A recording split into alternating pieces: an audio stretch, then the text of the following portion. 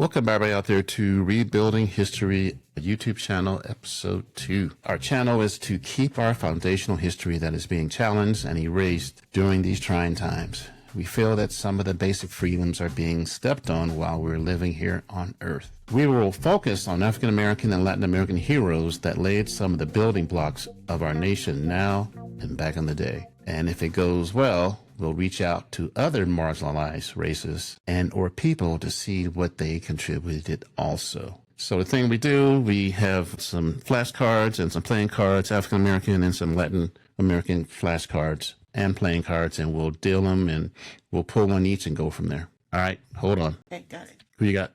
What do you have? Cesar Chavez. You want one? This one's funny. I have Maya Angelou. Another one? Yes. Dang, 2 literary people in a row. Oprah's buddies. Hey, there you go. All right, so what we'll do is we'll sign off and do our research and come back with some important to these people and go from there. Peace.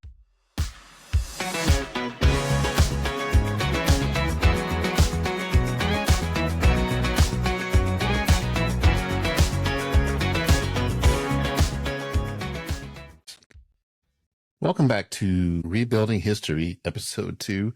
David and Valerie on the mic. You pulled Maya Angelou. and I pulled Cesar Chavez. So we're going to let Valerie go first and go from there. Okay, so today I'm telling about and sharing about the life and legacy of Maya Angelou. She was a poet, performer, and activist, and one of the most influential voices in American history. She was born in 1928 and lived through challenges that could have silenced her, but instead she transformed her pain into art and her experience into wisdom. She, and I'm sure many people know, but she became very famous through her publication in 1969 of I Know Why the Caged Bird Sings. It was groundbreaking and one of the first most widely read memoirs of an African American woman. In it, she told her story with honesty, courage, shining a light on the themes of race, identity, resilience, and womanhood. The book did much more than just make her a writer. It was a trailblazer and opened doors to countless Black women authors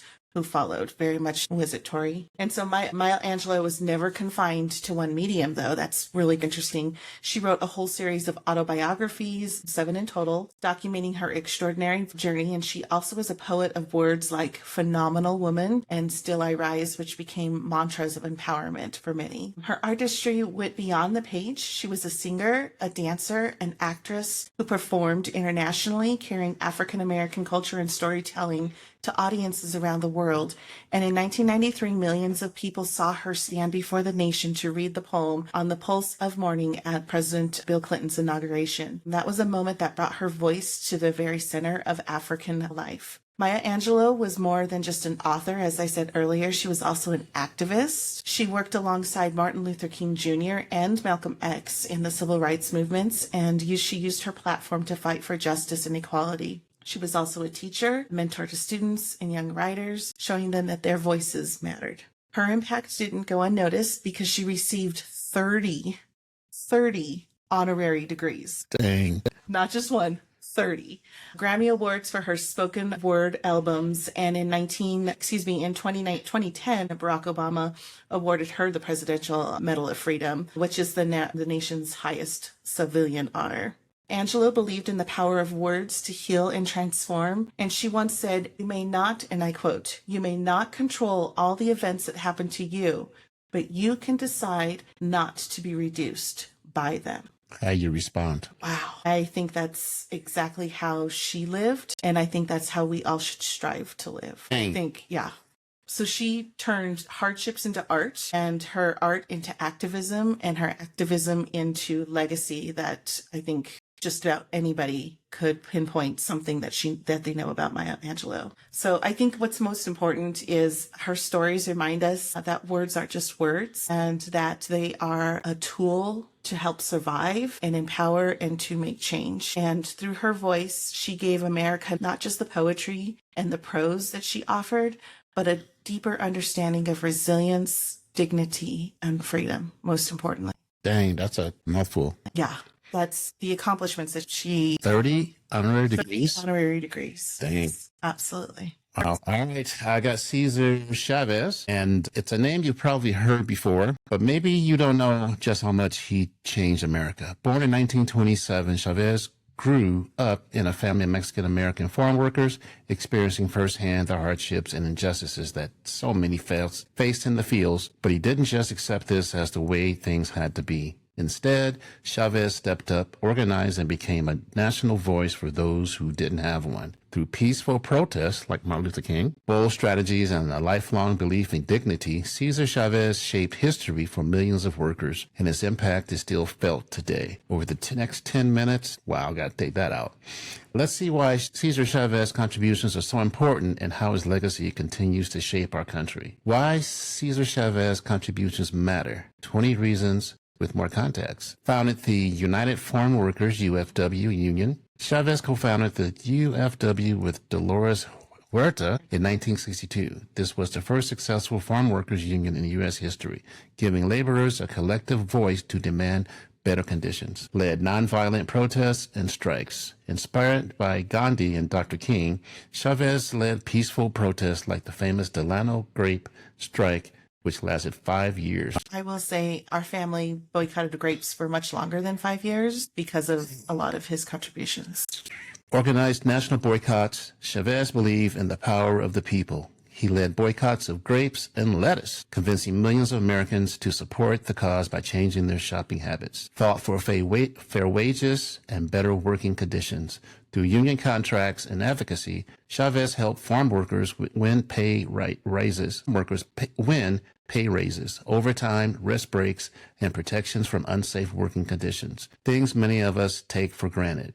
Pushed for historical labor legislation. In 1975, thanks in large part to the UFW's efforts, California passed the Agricultural Labor Relations Act, guaranteeing farm workers the right to unionize and bargain collectively. Raise awareness about pesticide dangers. This is a big one. Chavez was one of the first leaders to highlight how harmful pesticides were for farmers and consumers, sparking national conversations about food safety and health. Championed bilingual education and Latino rights. He fought for bilingual education and cultural pride, helping Latino children feel seen and valued in American schools. That's a reach out. Empower Latino communities. But Chavez activism wasn't just about farm workers. It was about empowering all Latinos to stand up for civil rights, vote, and participate in American democracy, set up against child labor. Chavez pushed for laws and regulations to protect children from having to work in the fields, ensuring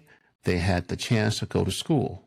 Very important. Demanded basic human rights, bathroom breaks, clean drinking water, and access to shade. Simple pleasures. And you have to Something remember, simple. this is like in the 1970s, early 70s. Yeah.